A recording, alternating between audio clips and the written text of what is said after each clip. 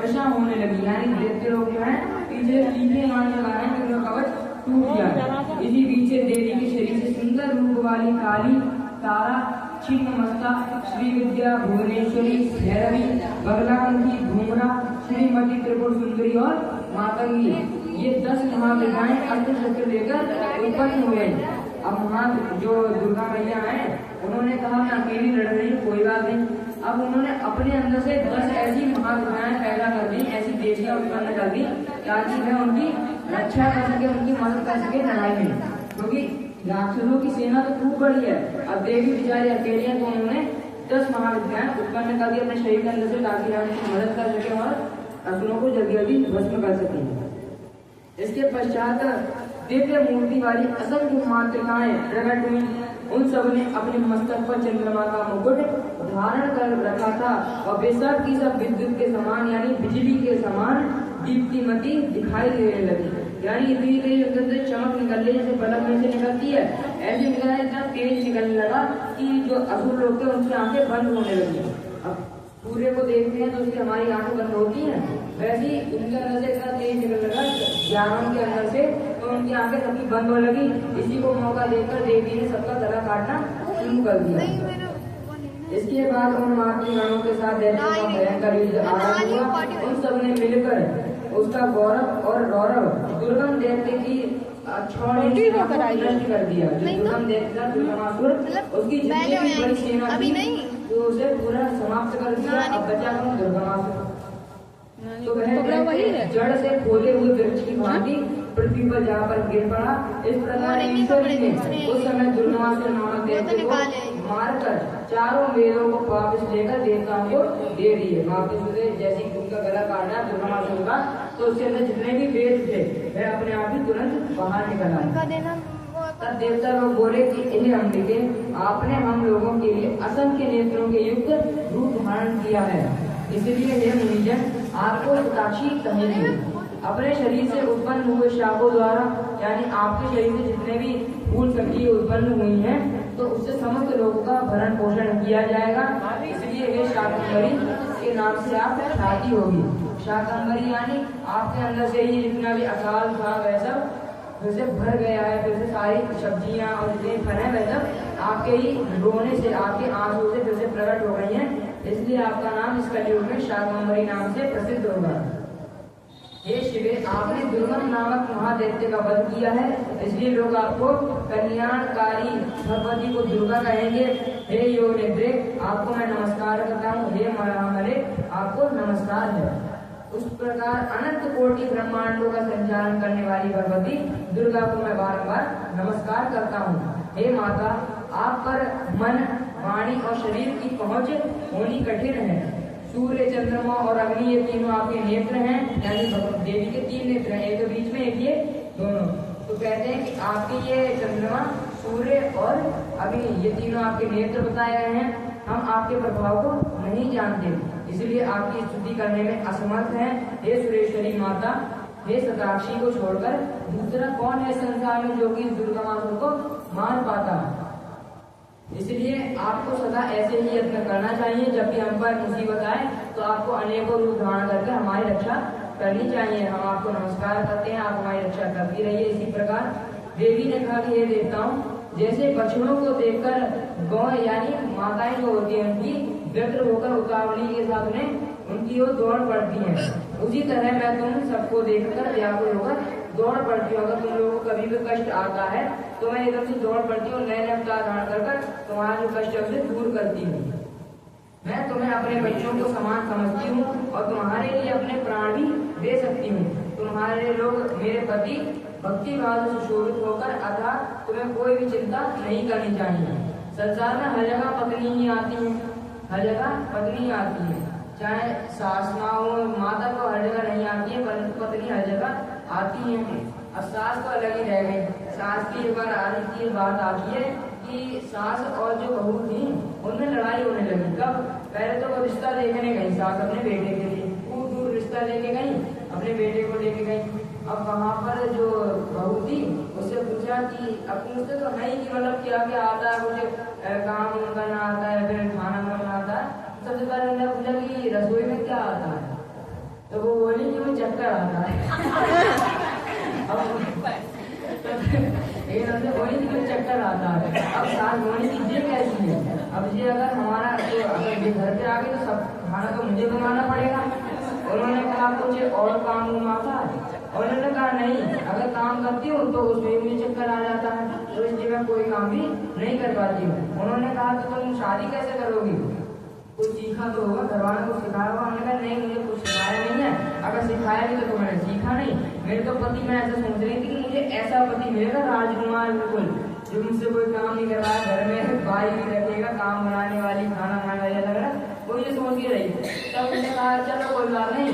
अब पत्नी जो थी उनके घर वाले जो थे वह अमीर थे, तो सासू माँ की हो गई, तो उन्होंने कहा चलो ठीक है कोई बात नहीं, तो मैं धीरे धीरे करके सिखा देंगे। अब उनसे शादी कर ली। फिर उसके बाद एक दिन क्या हुआ, जब उसने खाना बनाना शुरू किया, नया नया खाना बनाना शुरू किया, एक दिन माता जी जब खाना खाएंगी सासू माँ, चावल में कंकड़ आ गए, तो उन्होंने कहा अरे बहू, पहले तो प्यार से बुलाया, फिर एकदम चिल्ला के गरजने लगी, बोली भगवान ने तो दोनों आंखें दी है, तब से कंकड़ दिखाई नहीं दिया। ठीक, फिर उसके बाद अब बहू भी कहाँ चुप रहने वाली, वह भी शहर वाली थी, बोली तुम्हें भगवान ने बत्ते बत्ते दांत दिए, 2-4 कंकड़ चबाना सकती हो। तो ये जितना भी होता है सब पत्नी ज्यादा आगे निकल जाती है, सासू माँ तो पीछे रह जाती है, ज्यादा कुछ नहीं होता। परंतु इंसान को भी ध्यान रहना चाहिए कि अपनी पत्नी पे सारा ध्यान न दिया, अपनी माँ पर भी ध्यान दिया जाए। तो जब ये सब कार्य हो गया, उसका संयम रखना चालू कर दिया। तो उसके बाद जब देवी ने उन सब देवताओं को बताया कि तुम कभी भी दिक्कत मत लेना, जब भी तुमको कष्ट आए तो मेरे पास आ जाना, तो तुम्हारे कष्ट निवारण कर दूंगी। इसके बाद संसार में मुझे इस भ्रमणी कहेंगे, फिर मैं भीम भयंकर रूप धारण करके राक्षसों को खाने लगूंगी। उस समय मेरा जो नाम होगा वह भीमा देवी से प्रसिद्ध होगा। जब जब पृथ्वी पर असुरों की ओर से बाधा उत्पन्न होगी, तब तक मैं अवतार लेकर प्रजाजनों को कल्याण करूंगी, इसमें संशय नहीं है। जो देवी शताक्षी कही गई है, वे ही शाकंभरी भी मानी गई है, तथा उन्हीं को दुर्गा भी कहा गया है। तीनों नामों द्वारा एक ही व्यक्ति का प्रतिपादन होता है। इस पृथ्वी पर महेश्वरी शताक्षी के समान दूसरा कोई दयालु नहीं है। ये जो क्योंकि वह सब देवी होती हैं, प्रजाओं की संतप्त देखकर 9 दिन तक रोती रह गई थी।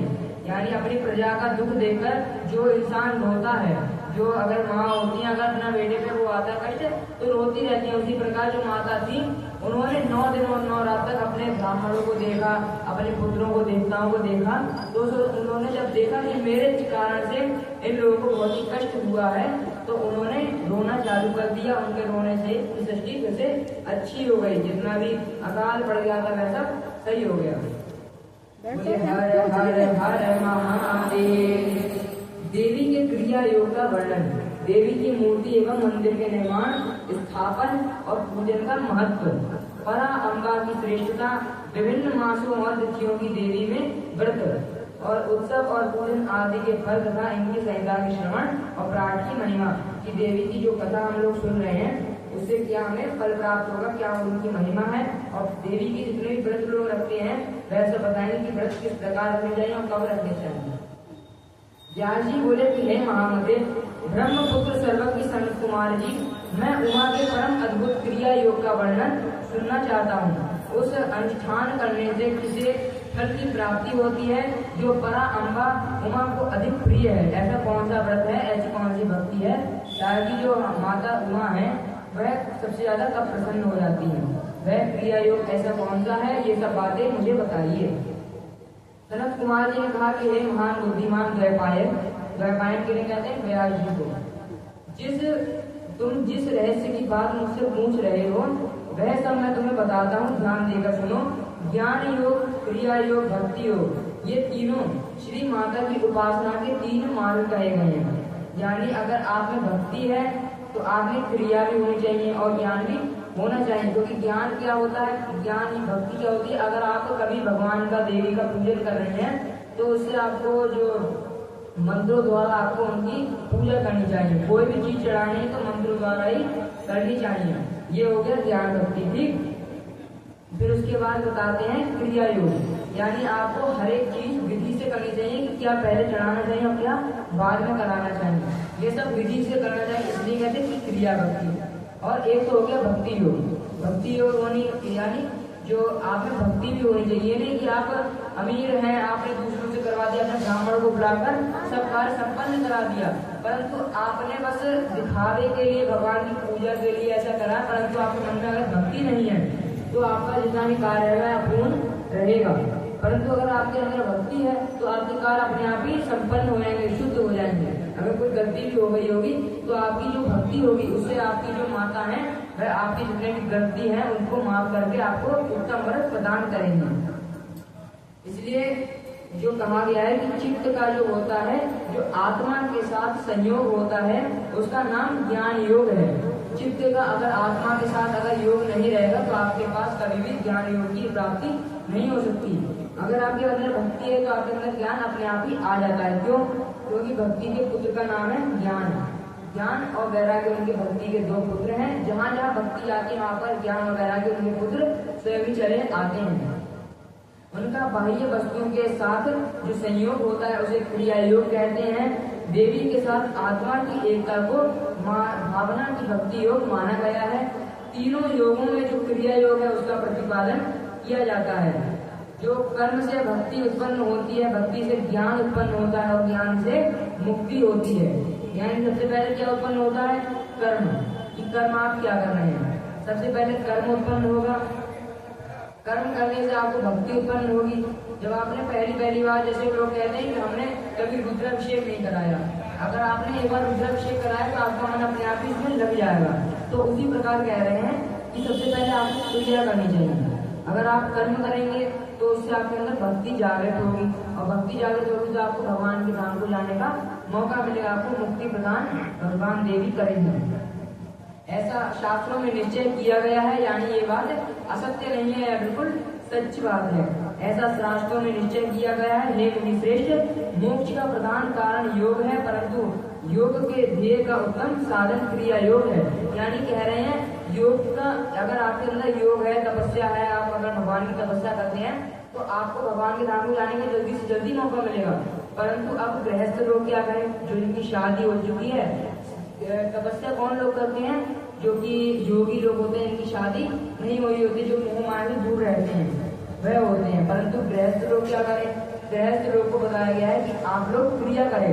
जो क्रिया होती है भगवान की, देवी की, अगर आपने उनका पूजन करना चालू कर दिया तो उसी से देवी आप पर प्रसन्न हो जाएंगी। आपने उनके लिए पूजा करनी शुरू कर दी है, उसी पर आपसे प्रसन्न होकर आपके जितने बिगड़े हुए काम होंगे वह सब सुखद बनाती जाएंगी।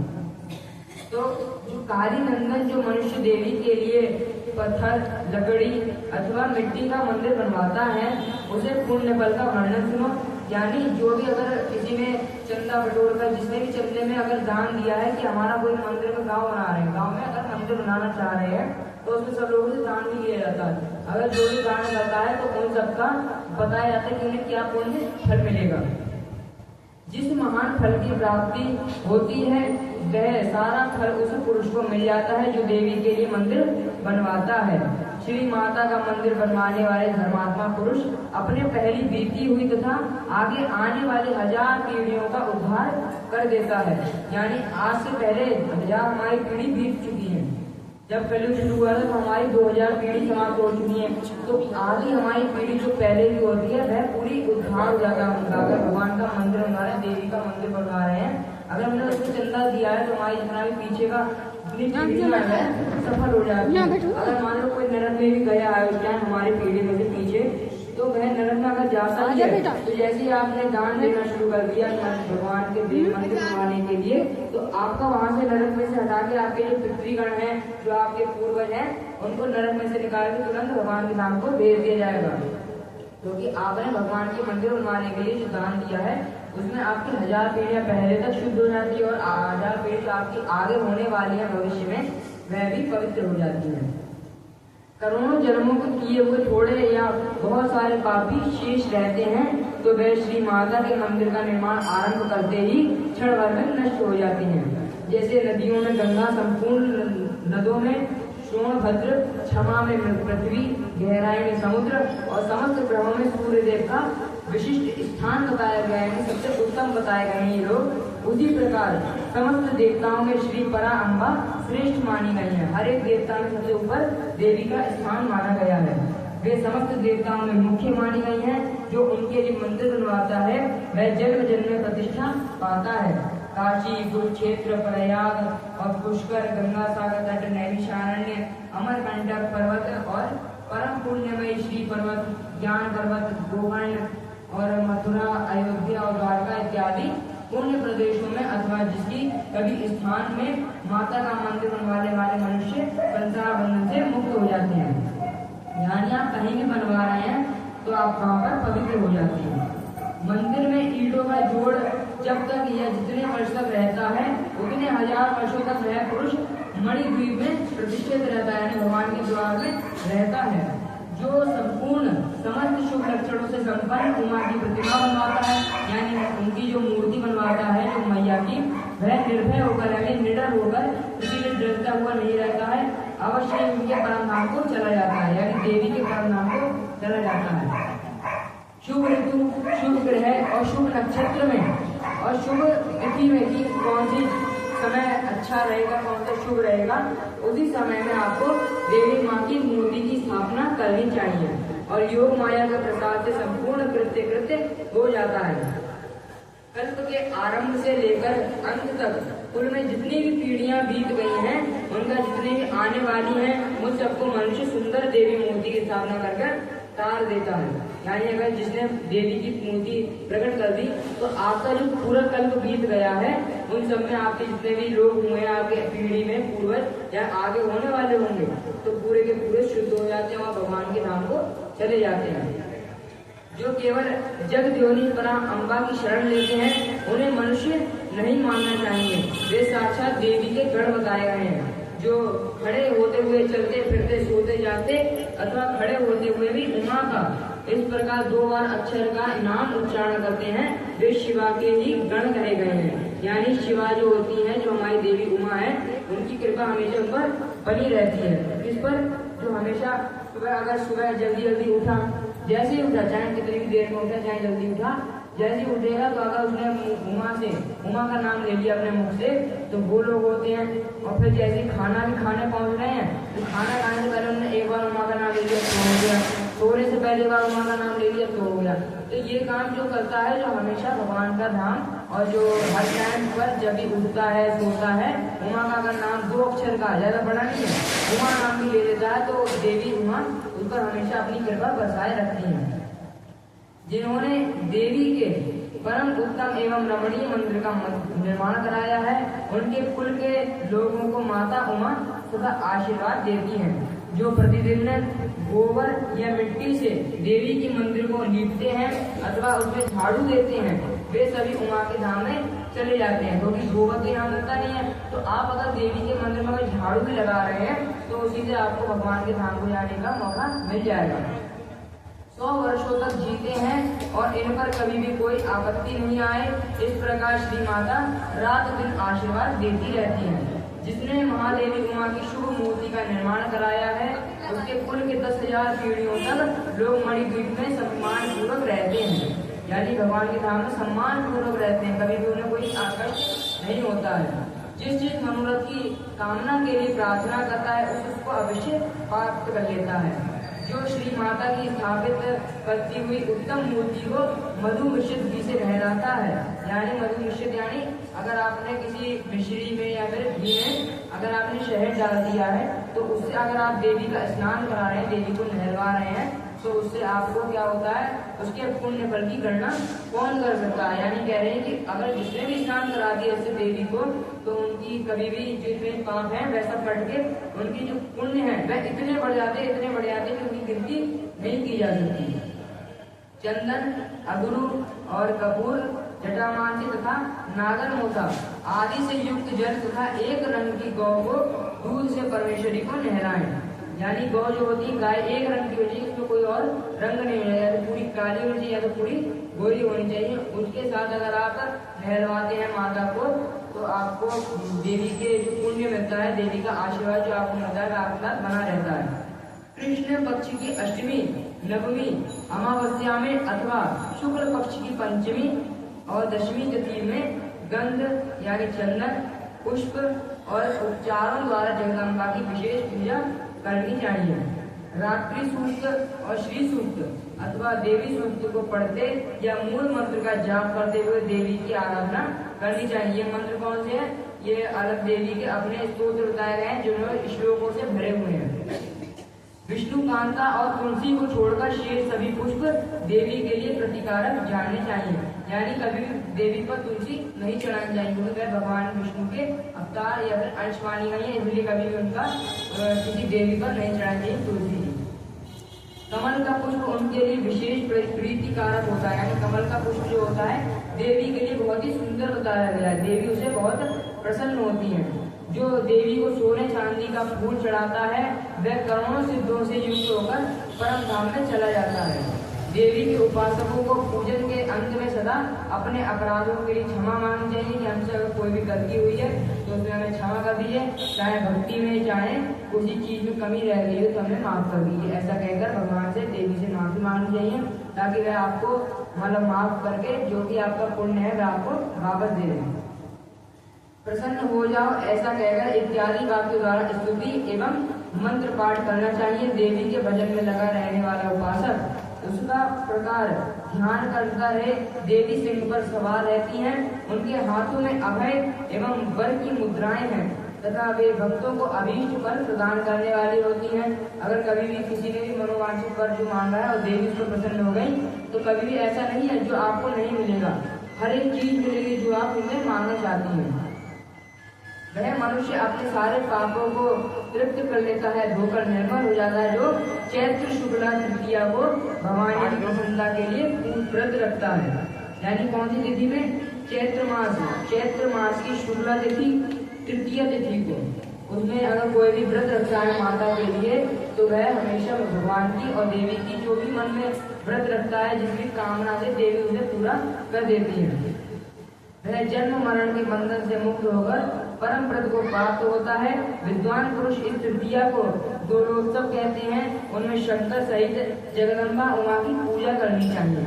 फूल, कुमकुम, वस्त्र, कपूर, अगुरु और चंदन, धूप, दीप नैवेद्य, पुष्पहार और अन्य गंध द्रव्यों द्वारा शिव जी सहित सर्व कल्याणकारी महामाया महेश्वरी श्री गौरी देवी का पूजन करके उन्हें झूले में झुलाया जाए। यानी कोई छोटा सा ऐसा झूला मंगा लीजिए ताकि उनमें उनकी प्रतिमा रखकर उनका मूर्ति रखकर उसमें झुलाया जा सके।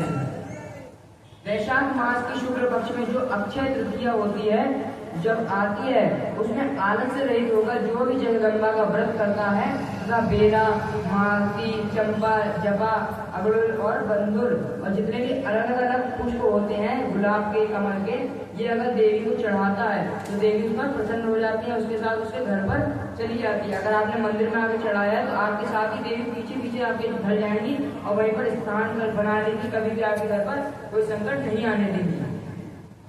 तो कहते हैं कि वाचिक और शारीरिक पापों का नाश करके धर्म, अर्थ, काम और मोक्ष इन चारों पुरुषार्थों को अक्षय रूप से प्राप्त कर लेता है जो भी अक्षय तृतीया को भगवान देवी के लिए व्रत रखता है। ज्येष्ठ शुक्ला तृतीया को व्रत करके जो अत्यंत प्रसन्नता के साथ, खुशी के साथ महेश्वरी का पूजन करता है उसके लिए कुछ भी असाध्य नहीं होता है। यानी ऐसी कोई सी चीज नहीं है जो वह नहीं कर सके, ऐसा कोई कार्य नहीं है जो उसका संपन्न ना हो, पूरा ना हो। जब रथ धीरे धीरे चले तब जय जयकार करनी चाहिए। देवी दीन वत्सले हम आपकी शरण में आए हैं और हम आपकी रक्षा, आप हमारी रक्षा कीजिए। पाही देवी जनार्दन प्रपन्ना दीन वत्सले, ऐसा कहकर इन वाक्यों द्वारा देवी को संतुष्ट करना चाहिए। और यात्रा के समय नाना प्रकार के बाजे बजवाएं, ग्राम में यानी गांव में या फिर नगर में सीमा के अंत तक रथ को ले जाकर वहां उस रथ पर झांकी लगवाएं और देवी की पूजा करके नाना प्रकार के स्तोत्रों द्वारा उनकी स्तुति करें और फिर उनकी पूजा करके उन्हें अपने घर में प्रवेश का आसन दें ताकि वे आपके घर में प्रवेश कर सकें। जो विद्वान इस प्रकार देवी का पूजन, व्रत एवं रथोत्सव करता है वह इस श्लोक में संपूर्ण भोगों का उपभोग करके अंत में देवी के धाम को चढ़ा जाता है। श्रावण और भाद्रपद मास की शुक्ला तृतीया को जो भी विधि पूर्वक अम्बा का व्रत और पूजन करता है वह इस लोक में पुत्र और पौत्र को धन आदि संपन्न होकर सुख भोगता है। यानी जिसके पुत्र और पौत्र नहीं है वह क्या करे, भाद्रपद मास जब आता है उसकी शुक्ल पक्ष को तृतीया तिथि को देवी का अगर पूजन करेगा तो उसका पुत्र हो जाएगा। जिससे पुत्र की कामना होती है, उसका पुत्र नहीं हो रहा है तो वह इस दिन को अपना व्रत देवी का रखे तो उसका पुत्र हो जाएगा। आश्विन मास की शुक्ल पक्ष में